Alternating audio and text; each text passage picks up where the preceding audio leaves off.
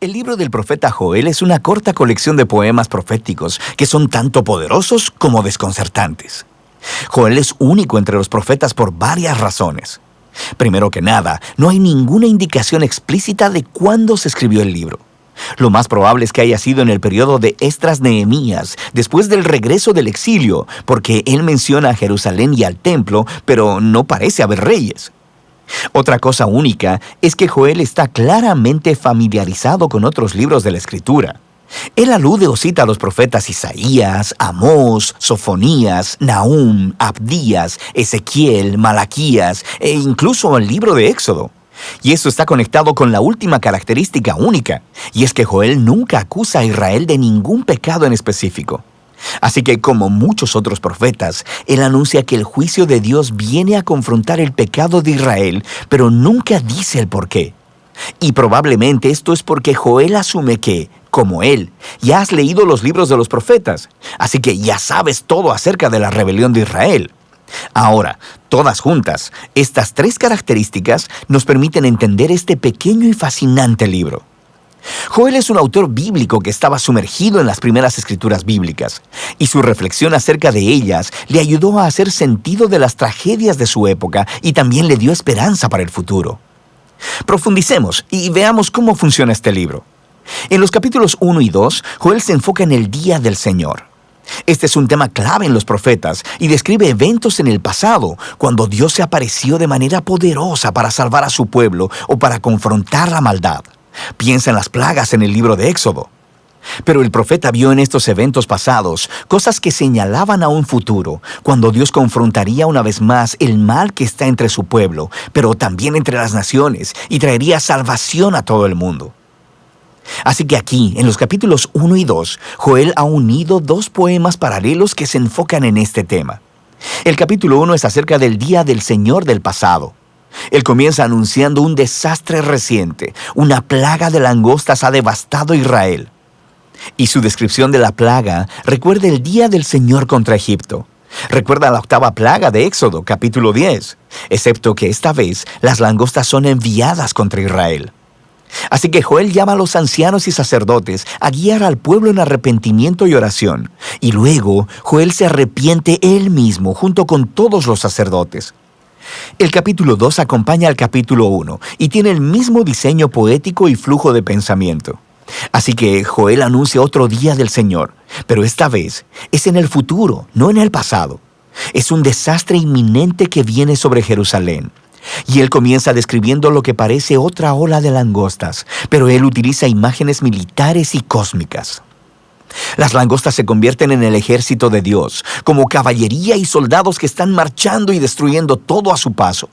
Y el sol se oscurece, la tierra tiembla, y Joel dice, terrible es en verdad el día del Señor, ¿y quién podrá soportarlo? Y así, una vez más, Joel llama al pueblo a orar y arrepentirse, y él les dice cómo hacerlo. Rasguen sus corazones, no sus vestiduras, y vuélvanse a su Dios. En otras palabras, Joel sabe que el arrepentimiento puede ser solo un espectáculo que haces para salir del problema.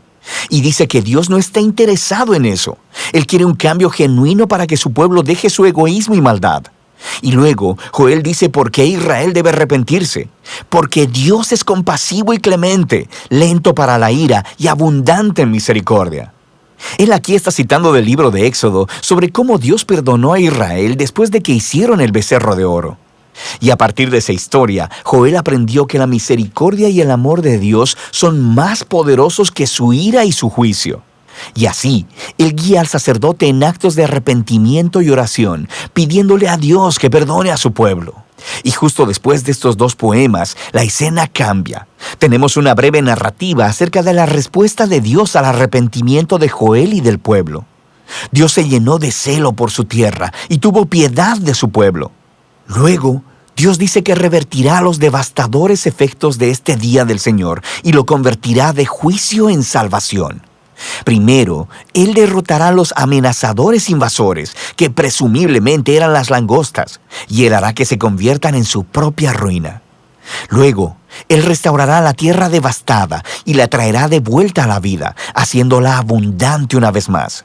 Y finalmente, Dios dice que Él traerá su divina presencia entre su pueblo. Será real y accesible para todos. Ahora, hasta este punto, los poemas cuentan una historia poderosa acerca de Joel guiando a Israel a ver cómo su pecado los llevó al desastre y al juicio divino, y que con el Dios de misericordia siempre hay esperanza. Pero Joel ve en todos estos eventos del pasado una imagen del día del Señor en el futuro. Así que, en la sección final del libro, Joel escribe 3 poemas adicionales, donde la respuesta de Dios se expresa en 3 partes. Y él entreteje imágenes de otros libros proféticos y expande hasta crear una visión de esperanza para toda la creación. Primero, la esperanza de la presencia de Dios entre su pueblo se expande en una promesa acerca de cómo, en un día futuro, el mismo Espíritu de Dios, la presencia viva de su persona, llenará no solo el templo, sino a todo su pueblo. Y aquí Joel está tomando de las promesas de Isaías, Jeremías y Ezequiel, de que el Espíritu de Dios vendría a transformar y empoderar a su pueblo para que ellos puedan amarlo y seguirlo en verdad. Joel luego toma la promesa de Dios de que Él confrontará al amenazante invasor. Y Joel ve en estas devastadoras langostas una similitud con las violentas y arrogantes naciones de su tiempo que devastan y oprimen al pueblo. Así que él toma de las promesas de Isaías, Sofonías y Ezequiel sobre el futuro día del Señor, en el que Dios confrontará al mal entre todas las naciones y hará que su violencia se vuelva sobre ellas mismas, trayendo justicia para corregir todos los males. Y finalmente, Joel toma las imágenes de la restauración de la tierra y ve una esperanza para la renovación de toda la creación. Así que él toma las promesas de Isaías, Ezequiel y Zacarías, de que al día de justicia final de Dios le seguirá una restauración de todo el mundo, un nuevo Edén, donde la presencia de Dios en Jerusalén fluirá como un río y traerá renovación cósmica. De manera que el poema de Joel termina con el perdón y la misericordia de Dios, inaugurando una nueva creación. Y así, este breve libro de Joel explora ideas profundas acerca de cómo el pecado y el fracaso humano traen una destrucción devastadora sobre el mundo, acerca de cómo Dios anhela mostrar misericordia a aquellos que simplemente reconozcan su pecado y lo confiesen, y acerca de cómo todo eso nos lleva a la esperanza de que un día Dios derrotará el mal en nuestro mundo, pero también el mal que está dentro de nosotros, y traerá su presencia sanadora para hacer nuevas todas las cosas. Y de eso se trata el libro de Joel.